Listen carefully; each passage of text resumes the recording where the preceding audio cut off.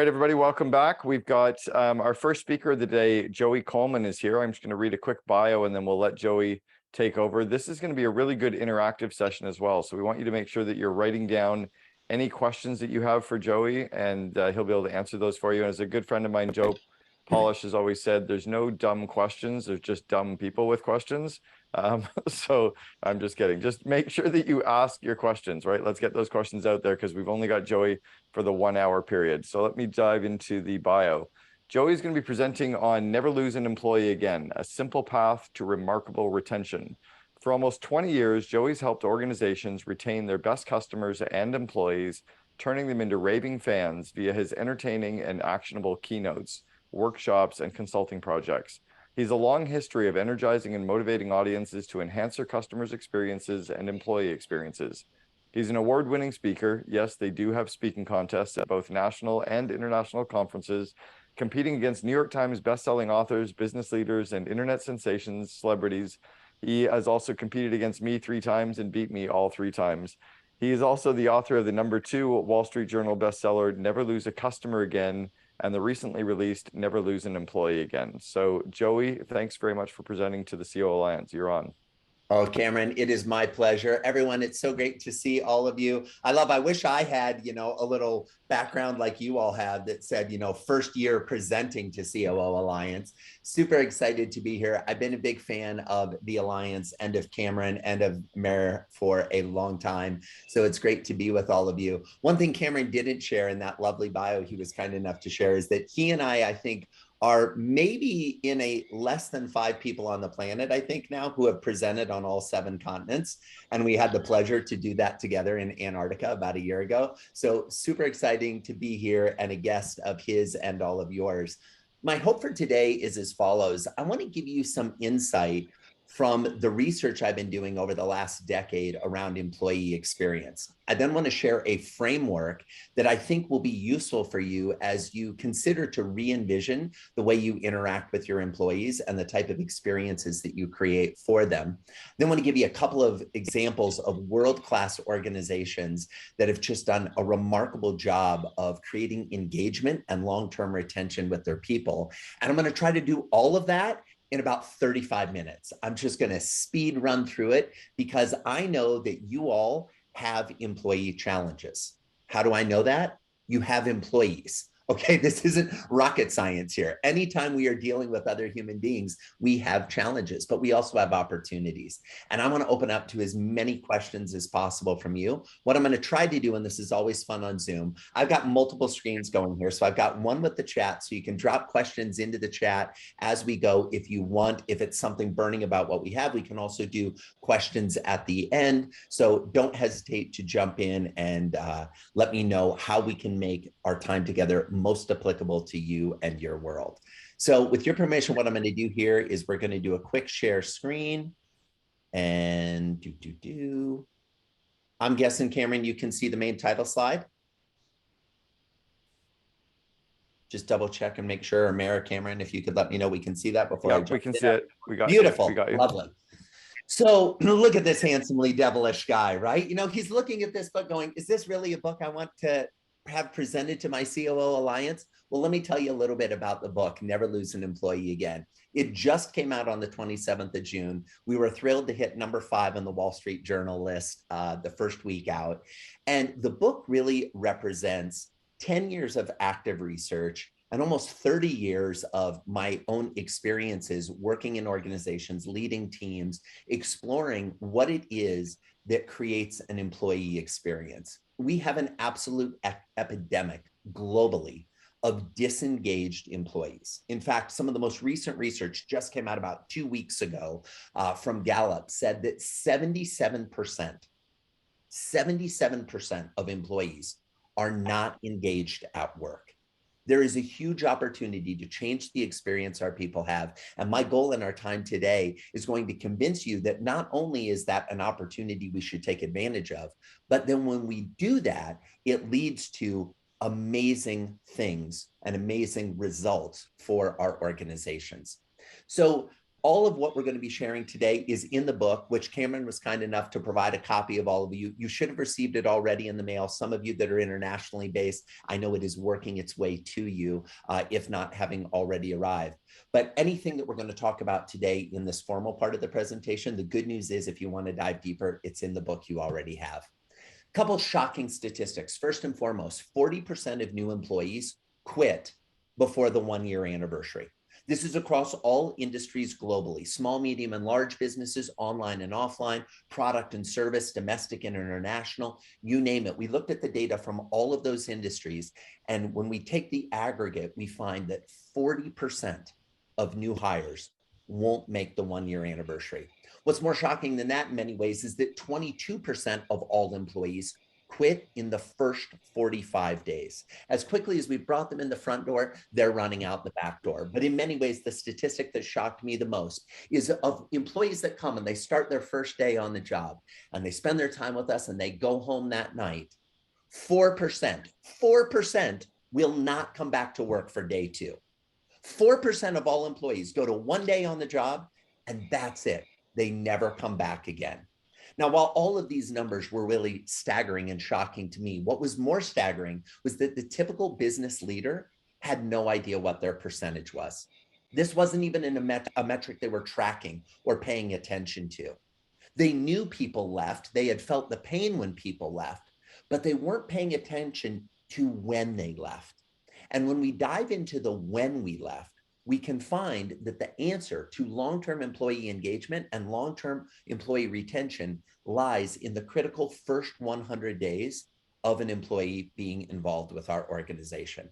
Now, if they leave really quickly, we miss out on 3 key things. Number one, we don't get the opportunity to recoup all of our cost of getting them in the door, running ads, running them through our interview process, checking their references and their background checks. If we don't have them stay long enough where they become productive enough to start earning money to recoup those costs, we're in the hole financially for every employee we hire. Additionally, if they leave this quickly, most employees don't reach a level of productivity. I don't care what the position is, what type of industry you're operating in, employees need some time within your organization, within your culture, before they actually start to produce revenue for you. And the problem is if they're running out the back door as quickly as you bring them in the front, we have all the expense associated with acquisition and none of the revenue generation, or more importantly, profit generation that comes from long-term retention. But as if those 2 things weren't bad enough, it crushes morale. Because here's how this normally happens. A new employee starts on the job. They work with us for a while, and then they decide to leave. And when they leave, 2 fascinating human things happen. Number one, the people that are left behind usually get told, hey, we're really sorry that Ken left. We're going to need you to pick up the slack a little. We're not going to pay you anymore or give you a new title. We just need you to work harder until we get a new person in Ken's position. Come on, you're part of the team. Join along with us. That employee then goes home to their family, to their loved ones, and they say, what did Ken know that I don't know? Ken had barely been here and he already realized that something was amiss, something was wrong. What have I been missing? And they begin to doubt their own retention and their own status with the organization. So not only are they feeling overwhelmed and it's crushing morale that way, but they're feeling that maybe they're missing out on something and they too should be following in Ken's footsteps and thinking differently about whether or not they want to work here. If we pay attention to the first 100 days, we can solve and address for these things. But actually, the situation is worse than I've already alluded to. Now, some of you are saying, geez, Joey, it's first thing in the morning. You're starting out with these punches. You're killing us. What is going on here? Well, 2 more statistics that I think maybe will resonate with those of you that are less leading from a place of people and more leading from a place of profit. I make no judgment on this. And as a speaker around experience, people often say, oh, Joey, sure, you're the love on your employees and treat them well, and that'll be good for your business. Yes, that's true.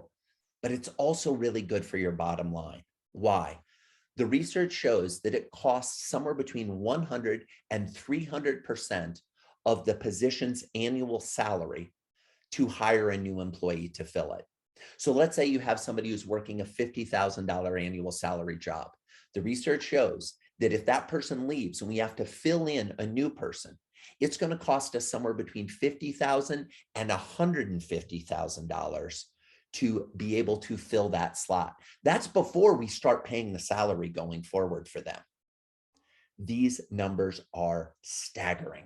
Last but not least, 65% of employees today are actively looking for a new job. This is globally. It's about 65% in the US. Depending on which country you're in Europe, it hovers somewhere between 55% and 75%, but it averages out across all countries to 65%. So my question to you as chief operating officers, as leaders within your organization, which 65% of your people are you okay with them leaving before the end of this year? Because that's the status and the magnitude of this situation. The good news is there's a solution, and the solution lies in thinking differently between these two words, orientation and onboarding. See, most organizations actually do orientation, even though they may call it onboarding.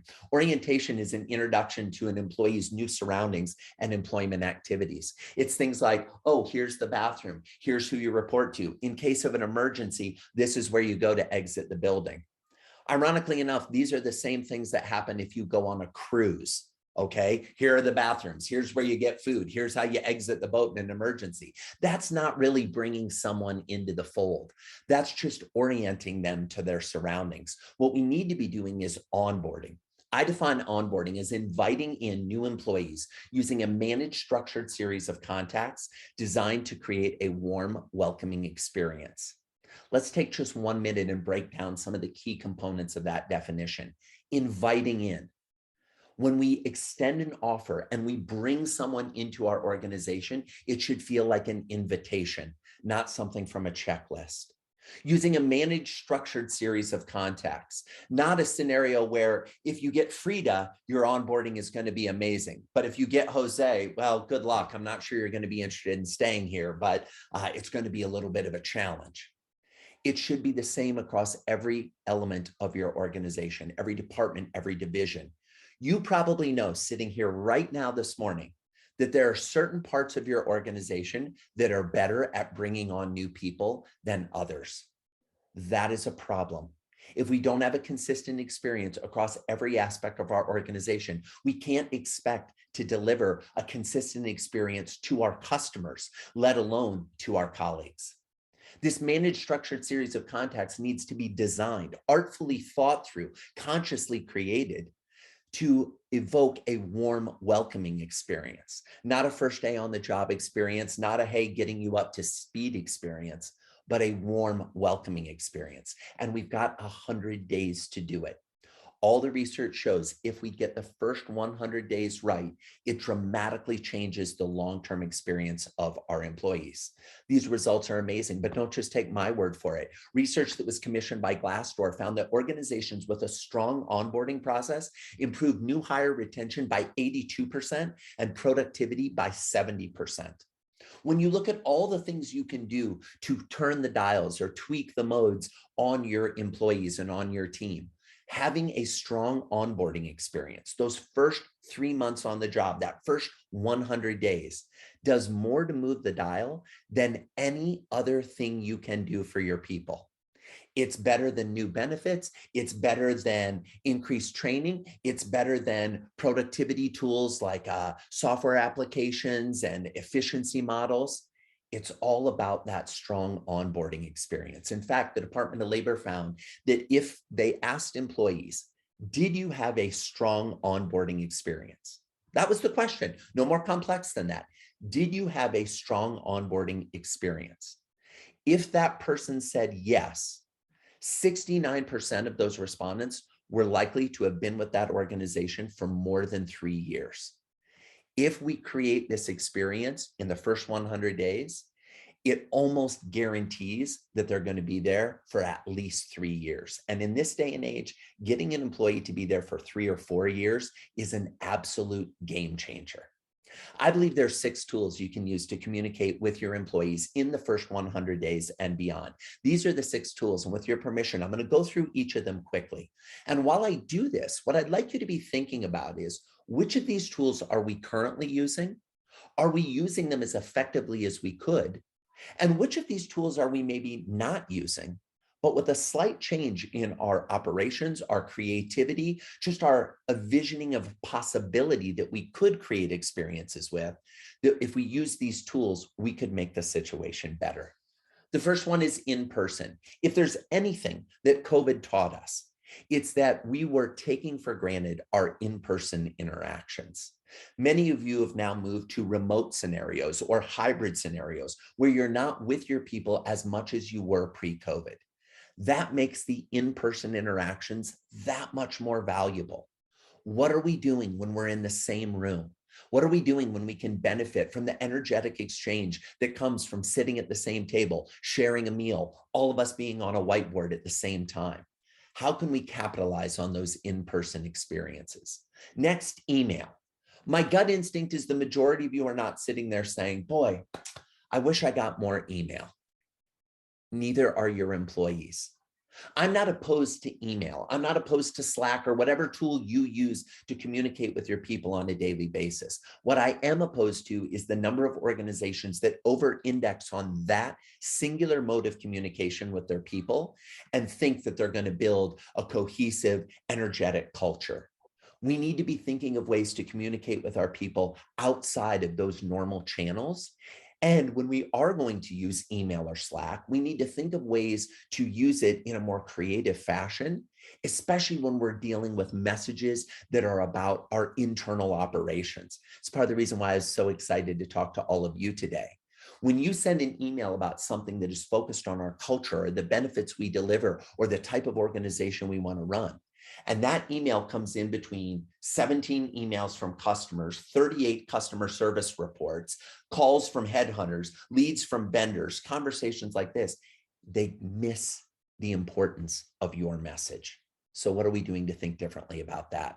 We then come to physical mail. What's amazing is, and I know we've got folks from all over the world, but in the United States, employers are legally required to have the physical mailing address of their employees.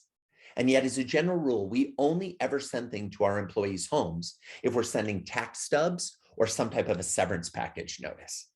We don't send them gifts. We don't send them presents. We don't even send them the same marketing tools that we would send to prospects and gifts that we would send to customers or communications we would send to shareholders. Why aren't we sending those same type of communications through the mail to our employees' homes? Why aren't we seeing the opportunity to connect with the people that are most important to them, the people they live with, through this form of communication? We then come to phone. Now, what's fascinating about the phone is that some people love to talk on the phone. Some people can't stand talking on the phone. Some people love to get text messages. Some people can't stand to get text messages. But the research shows that north of 70% of your people want their organization to be communicating with them using phone calls or text messages. 70% of employees globally. And when that communication happens, they want it to not be the communication that most employers normally do, which is, when are you going to be here? You're late. Or Jane didn't come into work today. We need you to sub for her. Instead, what would it be like to send messages that say, hey, I just wanted to let you know how much we value you and appreciate you, and your contribution to our team is without measure. Those type of personal communications can change the relationship we have with our people. Next, we come to videos. Many of you use videos for your customers. You have videos for marketing on your website, on your YouTube channel, that type of video communication. But the majority of you aren't using video with your employees. Sure, maybe you send a message from the CEO or from the COO once a year saying, hey, happy year, great job this year, et cetera, et cetera. But I'm talking about shooting a personal, one-off, single message for a member of your team, letting them know you value them, congratulating them on accomplishments, acknowledging the contribution they're making to your team. We could use video better. And last but not least, gifts. Pro tip here, friends, if the item you're giving to the employee has your logo on it, it's not a gift. It may be a uniform, it may be a nice promotional product, but it's not a gift. No employee is sitting at home saying, oh, if I only had 3 more pens with the company logo on it, my life would be complete. No, they're not doing that. There's a huge opportunity for us to pay attention to what's important to our people so that when it comes time to acknowledge them or reward them or give them a gift, we can give them something that's meaningful to them. See, I want to create a better employee journey. I want to take the current version of employee journeys and eliminate them from our thinking. I want to replace them with this version of an employee journey. 8 steps that, if followed effectively, will transition an employee from the first time they come to learn about you all the way to the point where they're a raving fan of your organization.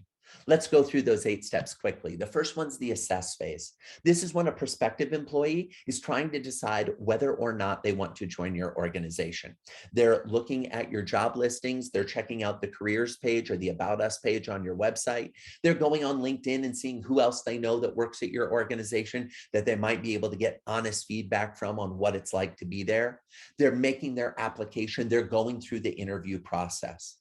In personal experience, this is like the dating experience. They're trying to figure out, is this the kind of relationship I want to be in? And the assess phase leads all the way up to the point where we make a decision on which candidate we want to extend an offer to, which is what happens in the accept phase. 2 pieces. We accept that this is the person we want and put an offer out to them. If we're lucky, they accept our offer and decide to officially become a member of our team. Immediately after that, they slip into a phase which may be unfamiliar to you in an employee context, but I imagine is familiar in a customer context. I imagine the majority of you have heard of the phrase buyer's remorse. I'd like to introduce you to a new phrase, new hires remorse. The experience that is scientifically proven that after a new employee accepts a job offer, they begin to doubt the decision they just made. And what's crazy is in most organizations, in the time period between the acceptance of the offer and the first day on the job, there is how much communication from the employer to that new employee? 0. Or if there is communication, it's something as simple as, thanks for accepting the offer. By the way, here's some paperwork to fill out, or, oh, we'll see you on your first day on the job at 9 a.m. Monday, 3 weeks from now. That doesn't address their emotional fear, their doubt, their uncertainty. There's an opportunity for us to capitalize on the scenario of new hires remorse by affirming their choice to come work with us. We then come to the activate phase. The activate phase is the first day on the job. It's the one phase in these 8 phases that last only one day. It's that first day at work. What are we doing, in the immortal words of country music legend Bonnie Raitt, to give them something to talk about? How are we making that first day so remarkable that when they go home, they say to their loved ones, I think I may have found the place I want to work for the rest of my life. That's the standard we should be striving for with our first day interactions. We then come to the acclimate phase, phase 5. Now, I'll promise you, this is the phase where most organizations begin to fall off the train, right? Things go off the rails. They don't work as well. In the acclimate phase, we need to hold the hand of our new employee as we get them up to speed. We train them, we teach them, we onboard them as to what it's going to be like in our organization. There are 4 key R's we need to be keeping in mind. Their roles, right? The requirements of the job, the responsibilities of the job, and the relationships that they're going to need to be managing. Now, we don't want to give them all of this on day 1. That's why it's not in the activate phase. This needs to be spread out over the course of weeks and even months to help bring them up to speed and ramp up their understanding. We then come to the accomplish phase. In the accomplish phase, the employee achieves what they had desired when they originally decided to accept our job offer. See, every employee has a vision of what's going to happen on the job if they say yes. The question is, do we know, employee by employee, what that vision is, what they're hoping to achieve personally and professionally? And are we tracking their progress towards that? So when they achieve that goal, we can celebrate the accomplishment with them. If we get them to the accomplish phase, we have the opportunity to move them into the adopt phase. This is when the employee becomes loyal to us and only us. They're not going to answer those calls or emails from the recruiter. They are committed. They are bought into our way of operating. They're part of our culture. They're our people. And only if we've gotten them through all 7 of these phases, do we have the opportunity to take them to the 8th phase, the holy grail, nirvana, The advocate phase, where an employee becomes a raving fan, singing our praises far and wide. They're committed, they're bought in, they're going on Glassdoor, they're writing positive reviews about our organization. Whenever we have an open position on the team, they're bringing the best people they've ever worked with, friends, colleagues, associates, anyone they know. They're actively bringing those type of quality talent to the candidate pool for open positions. Now, what's interesting, and I'll throw this out just as a final observation here. Lots of times when I work with organizations, they say, Joey, our people are definitely advocates. I'm like, great, that's awesome. Let's do a little test. What was the last position you had open in your organization that you were looking to hire for? And let me ask you, how many of the candidates that you interviewed were internal referrals from people that already worked for your organization? What's interesting is many of those same folks that were so sure that they had advocates get a little sheepish when asked to look at the data. So next, we have a message in here. Sorry, I dropped. Can someone share what the heart represented? The heart represents the adopt phase, okay? This is when the employee becomes loyal to you and only you. They're committed. Most employees aren't going to reach the adopt phase until somewhere around year 1, maybe even year 2, depending on the employee and the type of position. So these are the 8 phases, okay? We go through all of these phases. And what's really interesting, and I share this not with every audience, but I want to share with you because I know as COOs, the role you play in the organization. Anytime a new employee or an existing employee rather gets a promotion or transitions to a different part of the organization, the cycle starts over. They go back to the assess phase. Now, this time, hopefully they'll move through the circles much faster. But the reason we see employees that get promoted or go to different divisions struggling is because they're usually an adopter when we move them. And we think they're going to be an adopter when they land. They're not. They're going back to the drawing board where they're assessing, is this really the kind of promotion or position I want? Okay, I'll do it. Ooh, was it the right decision to do this? Now it's my first day in the new position. Things feel strange. They feel different. I've got no acclimation. I've got to figure it out myself. Why did I even do this? And that doubt and that fear and that uncertainty is what leads to people that have been promoted or people who have transitioned to different parts of our organization not having the same level of engagement or retention or stickiness that they did in their previous position. I would love to spend a little bit of time now, if I could, walking you through a couple of key case studies from phases that I think are particularly relevant and low-hanging fruit. All 8 phases are important. But in almost every organization I work with, I find that there are a couple of phases that we can drop in right away, make changes that have significant impact. And knowing how many of you are very tactically minded and driven by, let's take action today. I mean, you're hanging out with Cameron after all. I understand that's how he rolls. Our opportunity to jump in and make those changes is such a possibility that I wanted to give you some ideas, some tactics that you could put into place in your organizations starting today. So the first phase I want to talk about is the accept phase. As a reminder, in the accept phase, we extend an offer to our desired candidate. And if we're lucky, they sign on the dotted line and they accept the job. Now, here's what's interesting. This is the typical organization's offer letter. Now, I'll tell you, this offer letter is one that came from one of my consulting clients. One of the first things I always do is assess their existing communications. I've changed the logo to protect the guilty and tweaked a little bit of the names, but the rest of the language is exactly as they were sharing it. Let's dive into this a little bit. Dear Wanda Johnson, congratulations. We welcome you to Acme Corp. Here are the specifics regarding our offer of employment. Position and title manager. Target start date July 1st. Yearly compensation based on 26 pay periods, $54,000. Now listen to this brilliant final paragraph on this page. The purpose of this letter is only to confirm our offer of employment and is not an employment contract. Acme Corp is an at-will employer and neither you nor Acme Corp is bound to continue the employment relationship. This is like being early on in the relationship and saying, we like you, but not that much. Don't get too attached. I understand. I'm a recovering attorney. I understand that there is language that needs to be in job offers, and we need to let employees know if we're in an at-will jurisdiction, what their rights and responsibilities are. But putting this type of message with this type of cold language this early in the communication is not a recipe for success.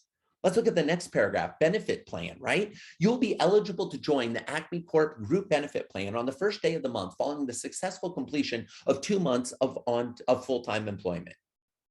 I was told there would be no math. I'm confused. What day do I get it? When are my benefits going to start? Folks, contrast this type of communication with what happens at the University of Notre Dame. Okay, I went to the University of Notre Dame, and Notre Dame is very famous for its football team. How do you know if someone went to the University of Notre Dame? Don't worry, they'll tell you. But we love our football team, and we've got a brand new head coach named Marcus Freeman. When Marcus Freeman took the job, he was interviewed and they said, what do you think your vision for this new role is going to be? And he said, I believe that being a head coach on a football team requires 3 things: recruiting, recruiting, recruiting. It's kind of like that age-old real estate adage, right? Location, location, location. We need to always be recruiting. And if we're always recruiting, we need to be thinking about that accept phase when we're extending offers and how we're getting people to accept those.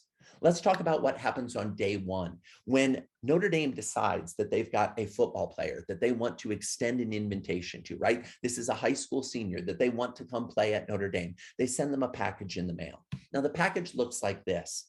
It has offer written across it and a custom illustration of the player they're hoping to recruit. What's interesting about this is if you've been to a Notre Dame football game, you know that the covers for the programs at each week's game are designed by this artist. So anyone who's in the know, which these players are, sees this and says, oh, it's a custom piece of art of me in the same style that I could envision the people in the audience getting, the spectators getting, if I decided to accept this offer.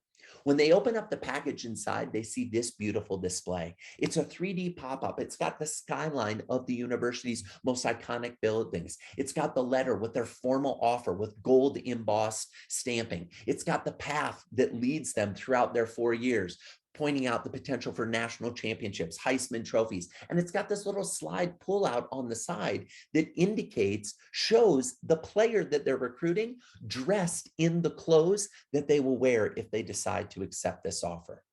So the question I have for you is the offer that you're extending to prospective employees an invitation, or is it a memo from a lawyer?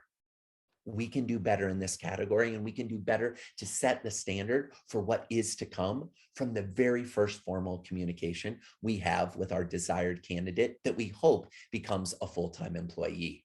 We then come to that affirm stage, right? Immediately after they make the decision to accept the offer, they begin to doubt their choice.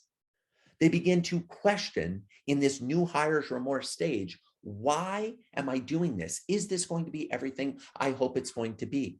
There's an organization that makes bicycles called Trek. If you know anything about bicycles and global cycling, you're familiar with the Trek brand. They build beautiful bicycles. All Tour de France riders ride their bicycles. You know, folks that just love riding ride their cycles. In fact, their typical bicycle costs somewhere around $8,000 to $10,000. These are serious bicycle enthusiasts.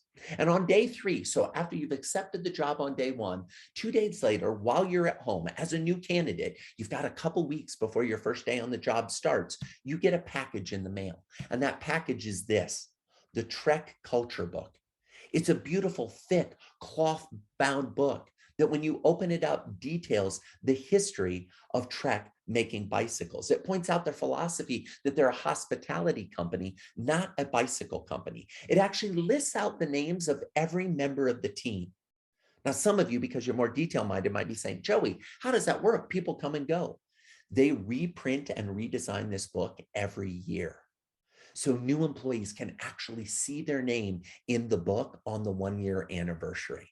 It also includes photographs and quotes from employees about why they love working here. And all of that is wonderful and fantastic. But the piece of the Trek Culture Book that I love the most are the last few pages.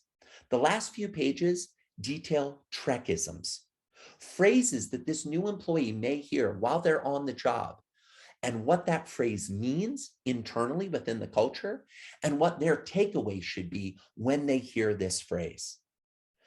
Every organization has acronyms, key catchphrases, historical references, inside jokes. The team at Trek puts those forward into the new employee's hands before their first day on the job, so that when they show up, they can talk the talk. They understand the lingo. They feel connected to the culture right away. The next phase I'd love to explore is the activate phase. This is that first day on the job where we want to energize the relationship. Ogilvy and Mather is a world-renowned advertising agency. Their reputation really started, I know I'm dating myself, but some of you on the call might remember this ad, when they were promoting the new VW Bug. But they continue to do incredible ads for car companies and other organizations around the world. Now, their Cape Town, South Africa organization, or office, if you will, has an interesting thing they do on day 14. On day 14, you show up for the first day on the job. Now, stop and think about that, folks. Day 14. The reason I'm saying day 14 is day 1 is when they accept the job. And the typical employee accepts a job, but has to give 2 weeks notice to their old job. So it's 2 weeks before they start this next job. What are we going to do when we start the new job? What is that first day on the job? Although it's the 14th day in our own experience, what is that day, first day on the job, going to feel like? Well, they gather everybody together. They have them show up in person for their first day on the job, and there's a gift sitting on their desk. And the gift is the Ogilvy and Mather induction box. Now, the induction box details the philosophy of the organization, some of the key ideals. It has a book called The Eternal Pursuit of Unhappiness, which is all about David Ogilvy's philosophy on constantly raising the bar and making it better. But Ogilvy isn't the only organization that does this. FanDuel, Uber, Impact, lots of organizations have swag bags and gifts and things that they give on the first day. But here's the question I'd like to ask you. How do I know about all of these first day gifts and first day surprises on the job? Well, I know about them because these are posts from social media. So the question is, will your new hires post pictures of what they receive on their first day? Will they share their excitement with the world? Or will it be not that big of a deal and they're hoping for something better on day 2? We then come jumping through a few phases to the adopt phase. And the reason I want to spend and conclude our conversation on the adopt phase is many of you have adopters in your organization right now that respectfully you're taking for granted. People that have been with your firm or your organization for years. I had a client the other day say to me, Joey, one of my doctors came up to me and said, do you know what today is? And I said, no, what is it? And she said, it's my 7-year anniversary of being with the practice. Now, my client, the CEO, was both excited and heartbroken. Excited that this employee had stayed with him 7 years. Heartbroken that he didn't know it had been 7 years. He had missed the anniversary. Oh, and by the way, he had missed celebrating the anniversary every year before that. Your people know what their anniversary is. As the COO, it's your responsibility to let your people know that you remember the anniversary too. In the adopt phase, our employees become loyal to us and only us. They're not going anywhere. And there's a really fascinating company called the N2 company that creates publications for neighborhoods throughout the country. So think of these as more upscale, luxurious neighborhoods when they have a magazine. Many of you actually live in these type of neighborhoods where you have a neighborhood magazine that details other people that live in the neighborhood, your fellow neighbors, what they're doing, what their families are doing, their accomplishments, their background, etc. And because N2 believes so much in the importance of where you live, the neighborhood, the community that you're part of, they do something very special. On day 730, for those of you not keeping track here or maybe not wanting to do math, that's the 2-year anniversary. They gather the new employee in a room with all the other employees and they present them with a gift. And that gift is a $7,000 check as a down payment on them buying their first home. Now, what's interesting is most of N2's employees come to them straight from college. They don't have homes already. And by making this investment in the employee, they are saying, we believe that the neighborhood you live in is so important that we want to help you live in the best neighborhood possible. And they help them get on the train to long-term home ownership. So the question I have for you is not, are you going to give your people money for a down payment? The question I would ask you is, if your people stay, is it really worth it? Is it better to be there in year 2 than it was in year 1? To be there in year 3, year 4, year 5, and not just because they get a promotion or maybe they get some more money, but because they feel even more recognized and they feel that you, the organization, and the leadership of the organization are truly vested and invested in their success. These are the 8 phases. We talked about the 6 tools you can use. You've got 100 days to do this, and day 1 begins tomorrow. You all are rock stars. I so appreciate it. I wanted to give you that kind of fire hose approach that we could go through everything, give you some initial thoughts to think about. Now let's dive into the Q&A. It'll give me a chance to come over and see what some of the chats. Yes, people have Trekisms. Boom. I love it. Awesome. We have acronyms for acronyms. I love that, Mike. So beautiful, right? This is how most organizations operate. Let's go ahead and open it up to questions. Cameron, I don't know if you want to kick it off. Yeah, Some others. I do have a couple questions that I'll start with. And yeah, anybody that has questions, any of the members, throw your hand up in Zoom and we'll start going through rotation to get your questions answered as well. Joey, one of the things that I've heard kind of anecdotally is that Gen Y and Gen Z are quitting jobs much faster than their kind of Gen X and baby boomer predecessors. The baby boomers would join a company and stay for 25 years. Gen X would join a company for sure, we'd stay for 5. Is there any truth to that data right now? And if there is truth to that data that, Gen Z and Gen Y are loyal for 6 months to 2 years, how do we turn that around? Or do we just kind of succumb to it and make the 6 months to 2 years as good as possible? Yeah, this is a great question, Cameron, with multiple layers to the answer. So let me try to highlight a couple of them. Number one, all employees, regardless of generation, are quitting faster in 2023 than they did in 2015. This is not a generational thing. We are seeing this cut across all generations and all levels. Number two, why are we seeing this? Well, we often point to the golden era of the baby boomers and saying, well, they would accept a job and stay for 30 or 40 years. What's usually the rest of that story? So that they could get their pension and their gold watch. When we did away with gold watches, when we did away with pensions, when we did away with taking care of our employees after they retired, the organizations, the corporations actually seeded this doubt. And what happened during COVID is this got exacerbated as many organizations went doubling down on taking care of their people. Almost as many organizations were like, you know what, you just got to figure this out. And when the typical employee globally realized that the emperor had no clothes, that the promises of you're our people, we care about you, didn't match in tough times, that exacerbated the problem of people quitting and quitting quickly. Yeah. I know I gave a sports example. I'm not a big fan of giving sports examples, right? Because I think that puts me in a category of presenters that I don't want to be. But part of the reason why I love that Notre Dame example is because they're changing the conversation from the beginning of what it means to be bought in.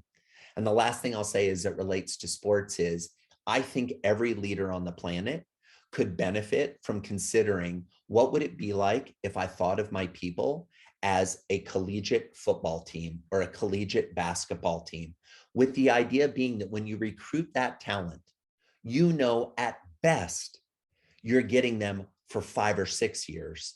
But if they're really good, you're probably only getting them for 3.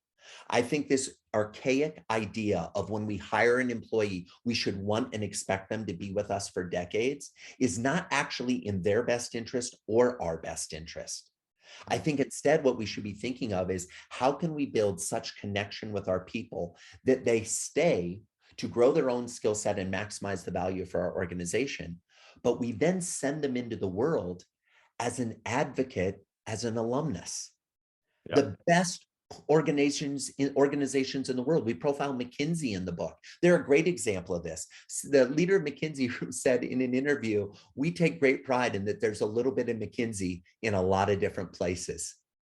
This is actually the best benefit for your business. If when people leave, they have such love for you that wherever they go, they're continuing to sing your praises, refer you clients, refer you people. That's a great viewpoint, a great goal for sure. It's interesting. I still talk about College Pro painters and 1-800-GOT-JUNK every day. And I left College Pro 30 years ago and I left Got Junk 16 years ago. Mike Sanfiorenzo, you're up. Question.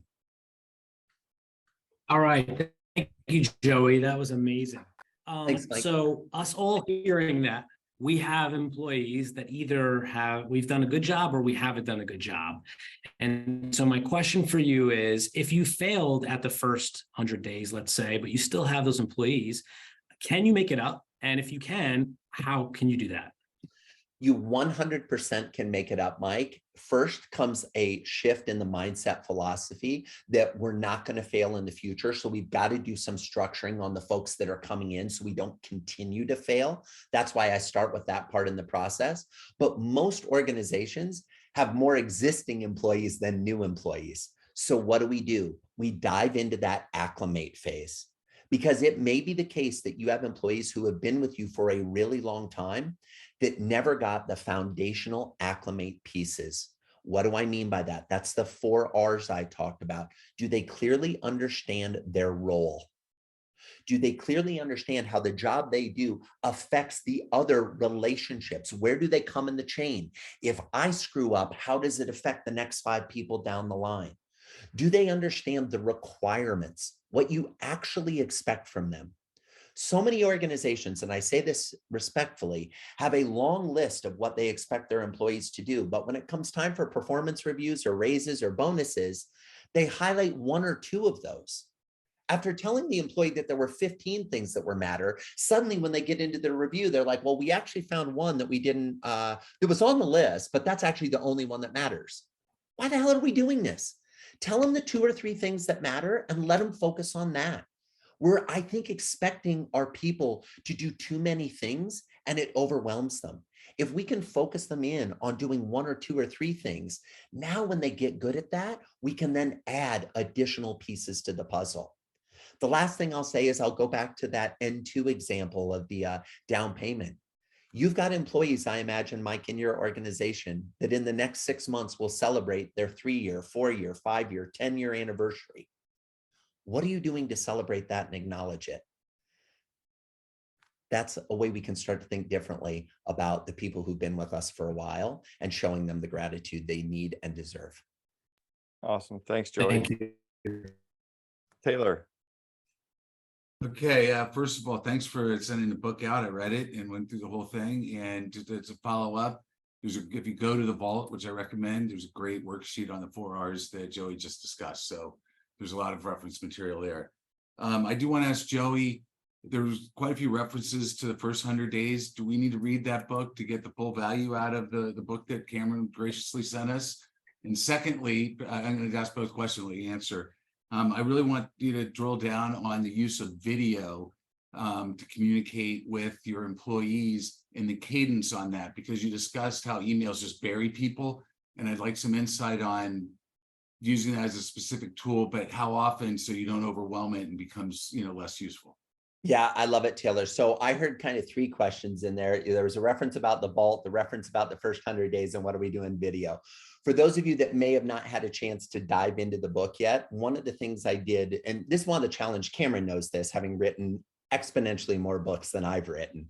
One of the challenges when you send a book off to press, other things continue to happen in your life that you want to share with readers. So I created something called The Vault. It's free to access. You go, it's deeper dives. It includes video links that you can't put into a hardcover book or an audio book. And I'm continuing to add to The Vault every month, additional things and resources that I develop for readers. So since you all got the book, head over, check out The Vault. If nothing else, just sign up for the Vault alerts. So when we add it, you get those. I've actually only written 2 books, unlike Cameron. The first book was called Never Lose a Customer Again. Second book is called Never Lose an Employee Again.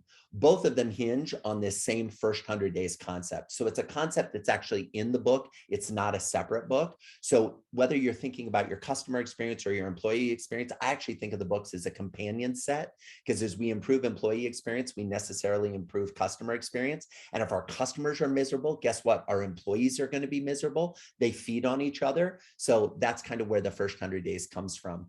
When we think about video, I think what's interesting about video, and we think about not wanting to overwhelm our people, what I like to use video for the most is personalized messages from a senior executive or someone's direct manager telling that employee how much they matter to us. So here's a challenge for all of you. This is something you could do today that I promise will not only start to shift your own thinking, but will start to shift the experience your people have. If I were to ask you right now, think of one member of your organization that if they left tomorrow, it would be devastating. This could be your right-hand person. This could be one of your direct reports. This could be the CEO. This could be the head of one of the divisions. This could be a frontline salesperson who's really good. This could be your top customer service rep. It doesn't matter who it is. But when I said, think of someone, I noticed a bunch of your heads went down and you started writing down a name. That's beautiful. Here's the assignment. When we're done with our call today, pick up your cell phone, right? Take your cell phone, shoot a little selfie video. And the selfie video goes something like this. I see Deborah up here. So Deborah, if you don't mind, I'm going to use your name and pretend you for the thing. Deborah, I just wanted to shoot this quick little video to say, we couldn't do what we do without you. I don't know how you do it. You show up to work every day with a smile on your face and a spring in your step. You always seem to have a creative idea to lend a hand. Whenever the chips are down and it looks like things are going to blow up, you have an amazing calming presence. You come to the table with energy, with enthusiasm. Words can't begin to express how much that means to me and how much it means to our organization. I just wanted you to know that while I'm acknowledging that I don't say it enough, you are remarkable. We're so lucky to have you on the team. I love working with you, and I'm so excited to have many more years of doing that. And then text the video. Do not watch the video. Some of you are like, oh, I'm going to film the video and then I'll watch it to make sure I sounded good, I look good. No, stop it. That's going to stop you from sending the video. Just text the video. Now, some of you are also saying, well, shoot, Joey, I don't know, have that person's cell phone number. Ooh, pro tip opportunity for us. We need to have the cell phone numbers of our top people plugged into our phone so we can send those type of messages when we're compelled. Whenever you feel, oh, I just thought of that person and God, they do a great job, send them a video. That's how we avoid overwhelm, Taylor, because it's not going to happen that much. Where overwhelm might leak in, and I'm not saying this is what you were suggesting, but some people have said, so Joey, we should send all of our people a video from the CEO every week. No, that's not at all what I'm saying. I'm saying we should send personal, emotional, connecting emails and videos and text messages and gifts and presents and physical mail pieces. This is a one-off individual philosophy that can be systematized across an organization, but it's less about the spray and pray and more about the targeted, what can we do to let people know they matter? Love that. Thanks, Joey. Dan. Yeah, great. Hey, Joey, thanks so much, man. It's a great session. Your Acme example of the letter could have been the letter that I had just written a few weeks ago, because I'll be totally embarrassed and guilty of that. We're a small company. I just brought HR in. We didn't have offer letters, like any consistency, so we had to do something. And what do? We swing it too far to exactly what you said. Now, the question I have for you, there is requirements. There are at-will states. There are employee handbooks with sexual harassment training, right? And it's requirements as a recovering attorney. Where in that process of onboarding do you find the best place to insert that, where you can maximize the feeling of that Notre Dame example, which is amazing, but still get the stuff done that needs to get done from a legal perspective and protect you? Dan, I love this question. Thanks so much for asking it. And yes, as a recovering attorney, don't break the law. Do what you're supposed to do legally. But here's the thing, make fun of the lawyers while you do it. There's no reason you couldn't say, and in my contracts for my speaking gigs, I get to some of the legal sections of what happens if you cancel, the parts of a speaking engagement that not the speaker or the host never want to address.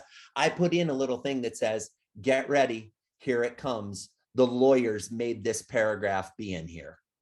And then I put the paragraph, and then I conclude it with, I know, let's both give thanks that neither of us have to spend that much time with lawyers. Anyone who reads that is going to go, God, they've got a great sense of humor. This is the kind of place I want to work. And you're legally protected because guess what? The paragraph was in there.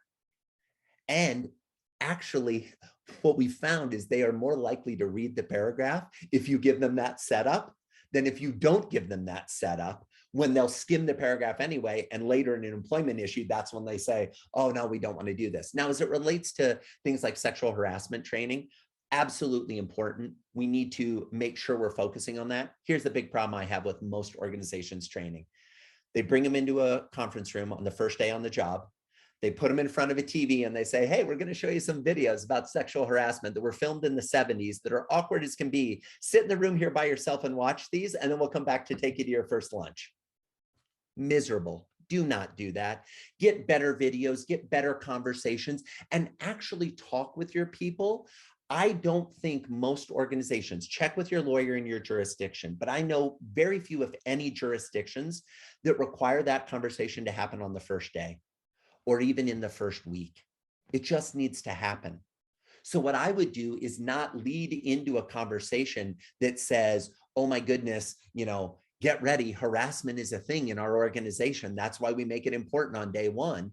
Instead, say, hey, there are a couple of things that may not have operated this way in places you worked before, but are really important to us.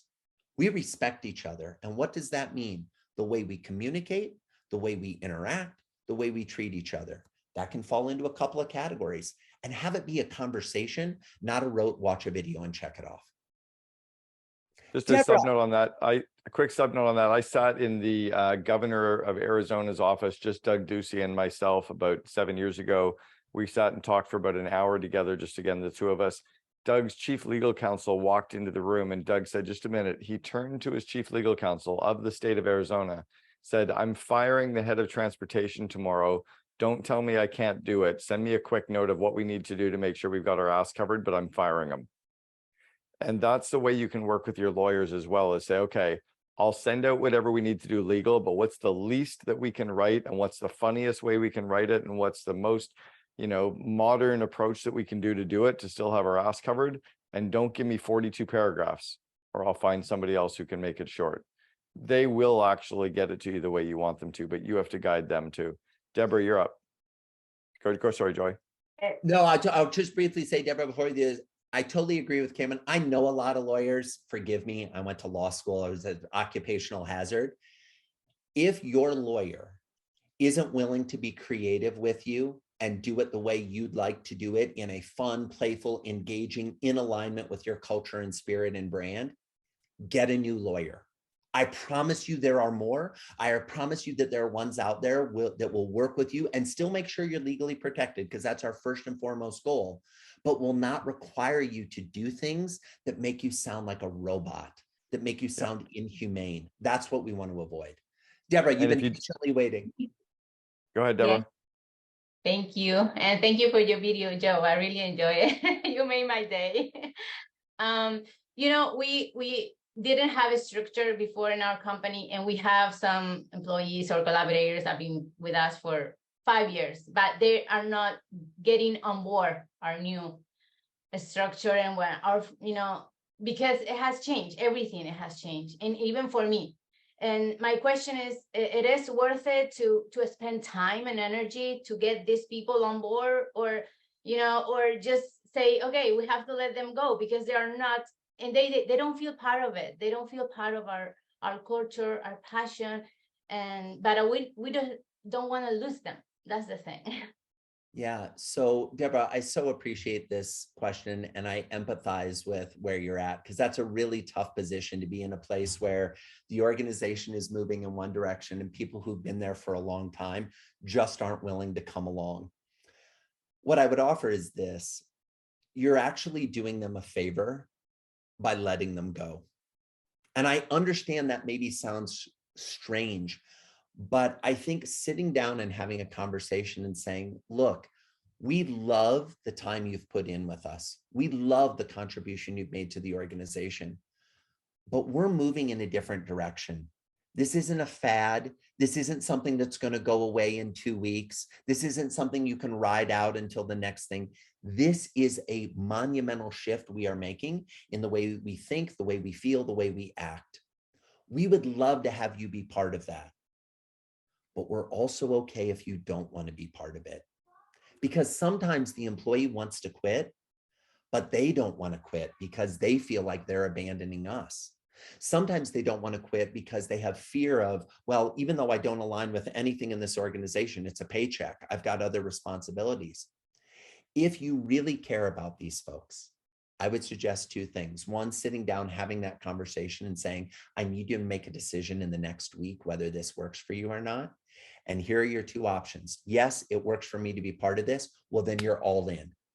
And we're no more dragging feet, no more hesitating. You are all in full on. Or you come back and say, you know, this isn't going to work for me. In which case, here's what we're going to do. We are going to work together to find you your next job.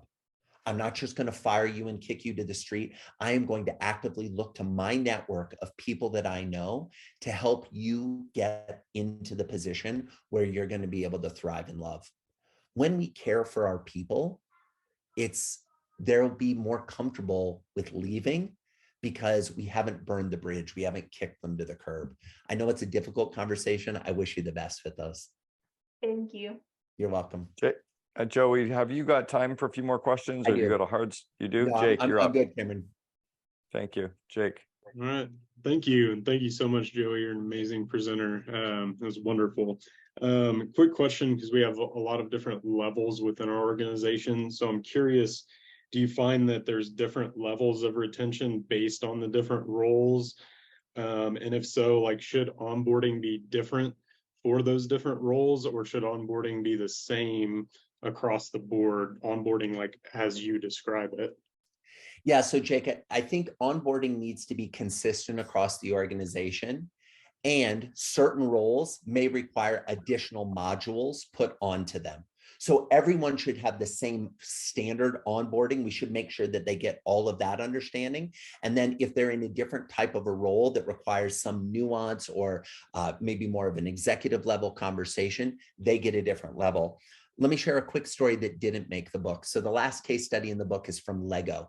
I think Lego is one of the most fascinating organizations on the planet. They are incredibly successful, privately owned. Their employee benefits are world-class. They have people operating on, I think, 6 of the 7 continents. They are an amazing organization. They do something very different with their executives than I've ever seen with any other organization. When they hire a new executive, usually that executive isn't going to start on the job for 3 to 6 months. This is, when we're hiring a new customer service rep, they're probably going to start next week or 2 weeks from now. We're hiring a CFO from another company. They're probably going to have to wrap some things up before they come over and work for us. They assign them a buddy from the executive team who does weekly calls with that person to get them up to speed on all the activities that are happening. They've signed the agreement, they've accepted it, but their start date may be months away. They're getting weekly hand-holding calls from a peer within the C-suite to make sure they are ready to hit the ground running. I found that to be a fascinating way to start onboarding before onboarding, to maximize the experience of somebody at that level in the organization. And while that wouldn't make sense to a customer service rep, to a new CFO, probably a really good choice. Wonderful. Thank you. Thanks, Jake. Michael. Thanks, Cameron, and thanks, Joey, for an outstanding presentation. I am really excited to read your book. Thanks for generously sharing it with us. I've taken copious notes. You just broached a healthy way to let someone go. And I'm just curious what your thoughts are as to the traditional number out there that if your organization has 10% or less attrition, you're a healthy organization. I don't know who came up with those numbers.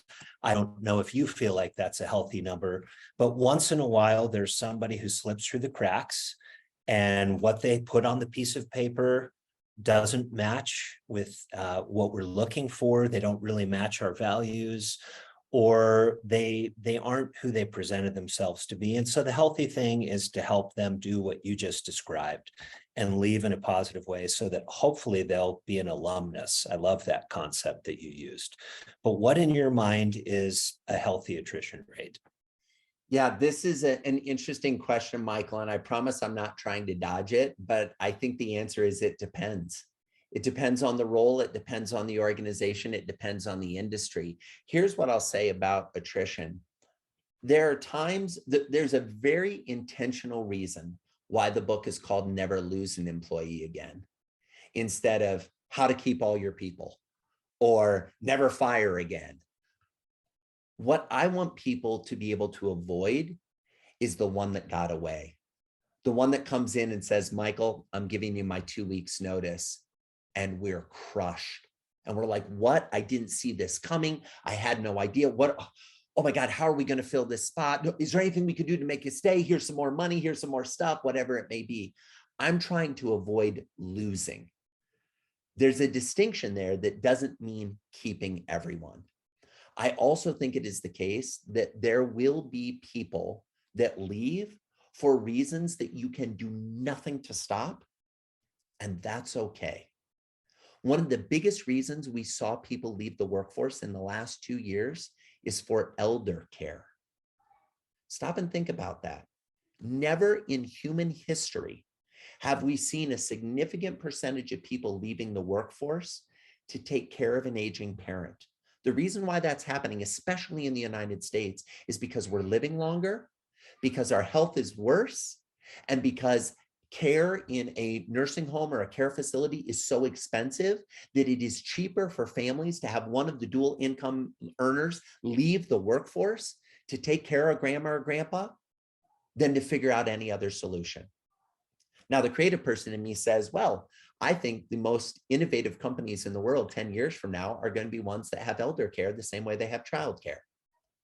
But if we're not willing to go that far yet, we can at least say there are things that are going to cause folks to leave that we can't do anything about. So that's going to contribute to that attrition rate. The last thing I'll say as it relates to letting people go, one of the cliche maxims around HR that I actually feel pretty comfortable with, I'm about 90% there, is hire slow and fire fast. I think part of the reason people get into our culture and they don't actually fit our culture is we didn't have enough conversations on the front end and put them in enough scenarios where we could see if they were actually part of our culture. We were so desperate to fill the slot. We were feeling the pain so much of not having that position filled that we rushed the acceleration process of going through hiring and onboarding. Wherever we can, I know there's a cost in terms of productivity. I know there's a cost in terms of team morale. But when you say to your team who's there, hey, we're going to make sure we bring on the right person, that means it's going to take a little bit longer. That actually has longer term benefit. It's also why I'll conclude with this. You always need to be recruiting. If I were to have one wish for all of you as COO, it's that you were to make a list of the 10 most vital positions in your organization and to have candidates for those positions if the person who's in that job today unexpectedly left. I promised there'd be no more college football stories, but I got to do one more, right? This is what's happening at Northwestern University with their football team right now. Their head coach just got fired. It's July. The season starts in August. They're in trouble. The amount of people, I sincerely doubt that the powers that be at that university had a list of their next 5 coaches ready to deploy conversations to immediately. There's no excuse for us not doing this. Last thing I'll say on this is the other piece of that I'm so glad I was able to put into the book is a case study from my friend Tracy Ivanishin, who Cameron knows as well, and her new business, Good Grief at Work. And Good Grief at Work is about thinking strategically about loss of life within your organization. If you've not had an employee pass, I say congratulations, and I'm so glad you haven't had to go through that, but guess what? You're going to have to go through that. You can't be a leader in business for so long. If we have that list of people ready, I'm not saying we wish that on anyone, but it makes navigating that process that much easier. Thank you. Joey, I've got one more question and then we'll wrap Sure. up, but thank you so much for all this. A question that I've had kind of burning for me is the onboarding of employees and the first 100 days of employees when we are so largely virtual right now. Is it just keep them on video, keep them on video, keep them on video? Is it, how do we do it so that we don't just sign them up, welcome them with a lot of video for the first 2 days and then fucking drop them into the pond and go, oh shit, we hired somebody 6 weeks ago. We should see how they're doing, you know? Totally. Really interesting question, Cameron. And this is something that, frankly, businesses haven't had to deal with in the past. We don't really have a playbook for this. There's not a lot of great research on this, at least empirically proven research. We've got a lot of anecdata. So let me share some anecdata of things that I've seen that worked incredibly well. Number one, wherever possible when hiring remote employees, give in your criteria preference to a remote employee who lives within 30 miles of a current remote employee, so that you can actually ask your remote employees that live in the same town to meet up for lunch or meet up for dinner.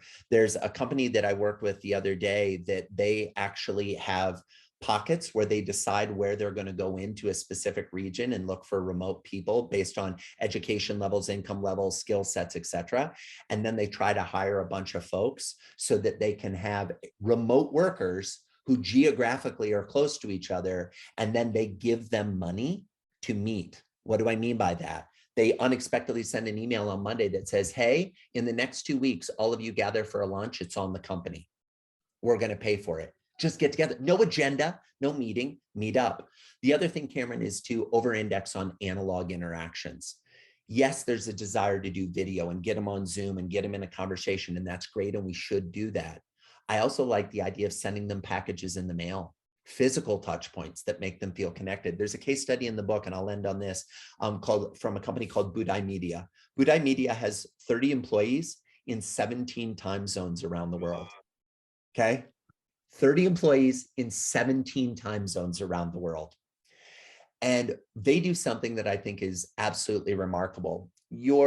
While you're waiting for your first day on the job, so you've been given the offer, you've accepted the offer, and you're in that period right before your official start date, you get a package in the mail that says, do not open until we're on the Zoom with you.